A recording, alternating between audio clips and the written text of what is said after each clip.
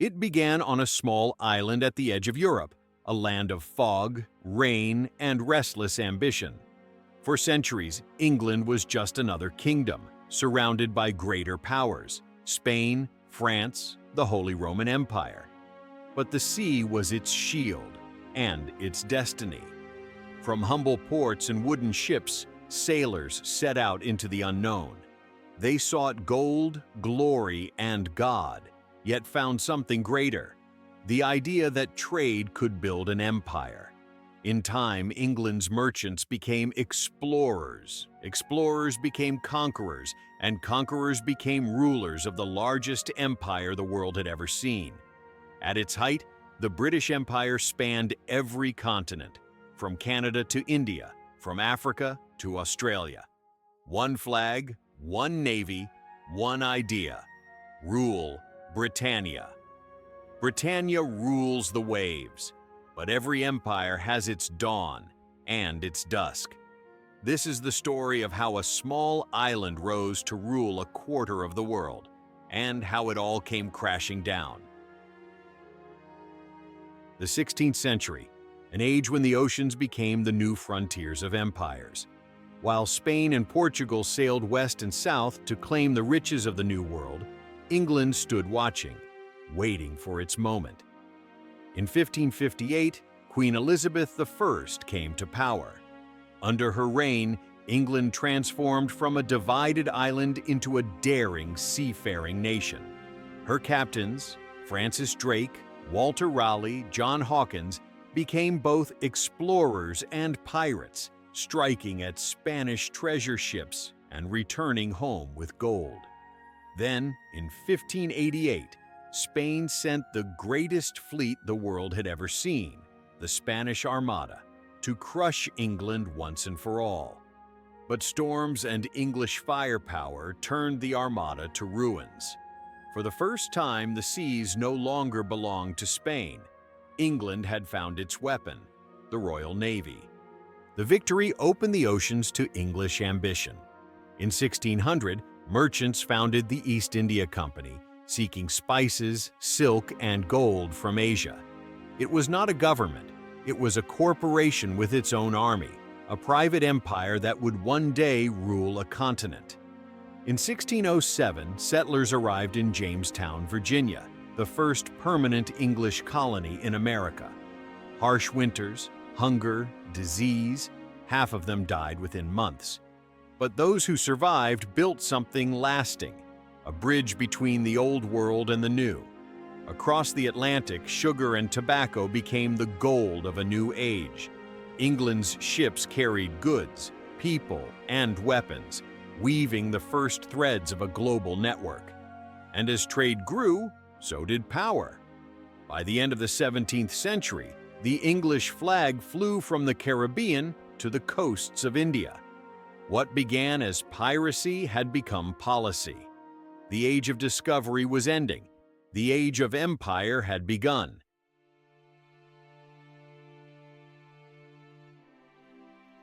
By the dawn of the 18th century, Britain had discovered the most powerful weapon of all: not gunpowder, not steel, but trade. Across the Atlantic, a vast machine was turning, a system that linked three continents in profit and pain: the triangular trade. British ships sailed to Africa, loaded with guns and manufactured goods. There, they bought human lives. Men, women, and children sold into slavery. Chained in the darkness of the holds, millions were carried across the ocean in the Middle Passage, where disease, hunger, and despair claimed countless souls. Those who survived arrived in the Caribbean and America, sold to work on sugar and tobacco plantations. The products of their labor, sugar, rum, cotton, returned to Britain, feeding factories, merchants, and wealth. London, Bristol, and Liverpool grew rich, their streets paved with the profits of human suffering. Yet while this trade stained Britain's soul, it also built the foundations of an empire. In 1756, the 7 Years' War erupted, a struggle between Britain and France that spanned the world. In 1757, at the Battle of Plassey, the East India Company defeated the Nawab of Bengal and gained control of India's wealth. By the Treaty of Paris in 1763, Britain emerged victorious. France lost Canada, Spain lost Florida, and Britain stood as the world's greatest colonial power. The empire's map was now painted red, red for victory, red for blood. Yet, in the shadows, a new conscience was awakening.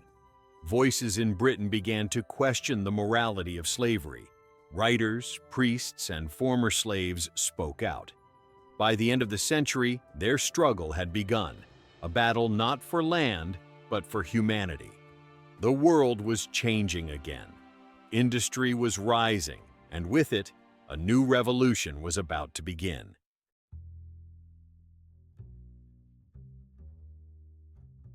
The 18th century ended in smoke and steam. While revolutions shook France and America, another kind of revolution was taking shape in Britain, one born not from politics, but from invention. In coal mines and workshops, engineers reshaped the world. James Watt perfected the steam engine. Richard Arkwright built spinning mills that never slept. Iron bridges, locomotives, and massive factories rose from the fog. For the first time in history, machines worked harder and faster than men. Britain became the workshop of the world. Its cities swelled with millions seeking work. Chimneys darkened the sky, rivers ran black with soot. Progress came at a price: child labor, poverty, endless hours in deafening mills. But amid the noise, a new power was born: industry. Steam engines powered ships that crossed oceans. Railways connected the empire, from London to Liverpool, from Bombay to Calcutta. Coal and steel became the blood and bones of a new global age. The Industrial Revolution turned Britain from an island into a machine. And machines needed resources: cotton from India, rubber from Africa, tea from China. The empire grew not just from conquest, but from necessity. In 1815, after the fall of Napoleon, Britain stood unchallenged. Its navy ruled the seas, its factories fed the world, its wealth fueled invention, exploration, and dominance. The Victorian Age had begun, an age of ambition and arrogance, of invention and exploitation. Beneath the roar of engines, Britain was building more than machines. It was building an empire of industry, an empire that would reach its golden height, and one day, its breaking point.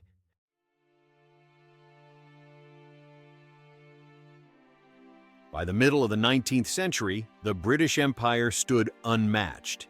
Its flag flew on every continent, its navy patrolled every sea, and 1 in every 4 people on Earth lived under the rule of the Crown.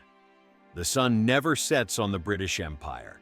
In 1858, after the Indian Rebellion, the British government took direct control of India, the jewel of the empire.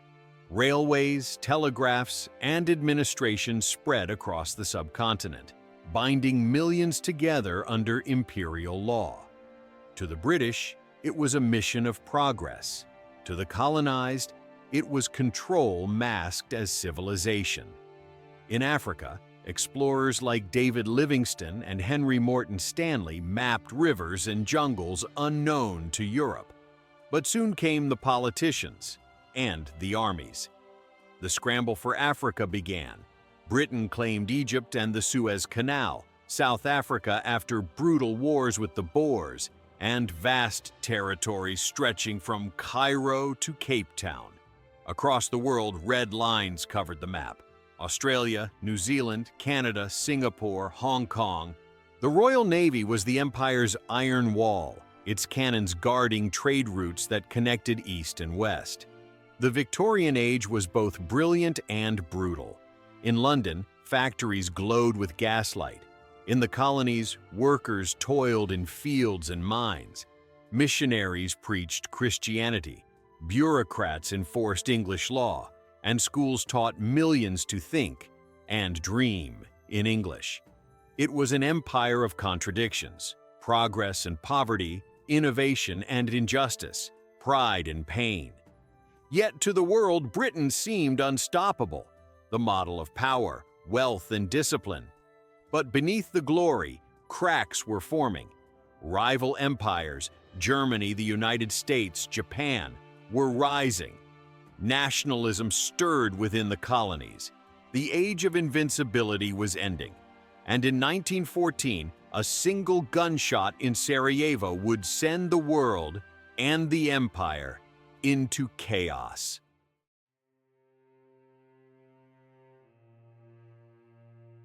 In 1914, the illusion of eternal empire shattered. A single gunshot in Sarajevo ignited a war unlike any before, a war that pulled Britain and all her colonies into the flames. Soldiers from India, Africa, Canada, Australia, and New Zealand fought and died in muddy trenches of France, believing they fought for freedom and for a crown that would never remember their names. The First World War consumed a generation. When it ended in 1918, millions were dead. The British Empire had survived, but not unchanged. At home, grief turned to doubt. The empire that once promised glory now looked fragile and exhausted. In the colonies, new voices began to rise, calling not for service, but for self-rule. In Ireland, rebellion burned. In India, a man named Mahatma Gandhi preached resistance without violence, a revolution of the spirit. The 1920s brought jazz, cars, and hope, but also a shadow that crept silently through the world. In 1929, the Great Depression struck. Banks collapsed, factories closed, and millions faced hunger. The empire that once fed the world now struggled to feed its own. Amid the chaos, new powers rose: Mussolini in Italy, Hitler in Germany, Stalin in the Soviet Union. The old world order was breaking apart. Then, in 1939, history repeated itself. Germany invaded Poland. Britain declared war once more, not for empire but for survival. World War II unleashed destruction across every continent. London burned under the Blitz. The British fought in deserts, jungles, skies, and seas. Yet this time the empire fought beside its colonies as equals, not as masters and subjects, but as brothers facing the same fire. In 1945, victory came, but the cost was unbearable. Cities lay in ruins. The treasury was empty. The people were weary. Britain had won the war, but lost the world. The age of empire was ending. A new world, led by the United States and the Soviet Union, had begun.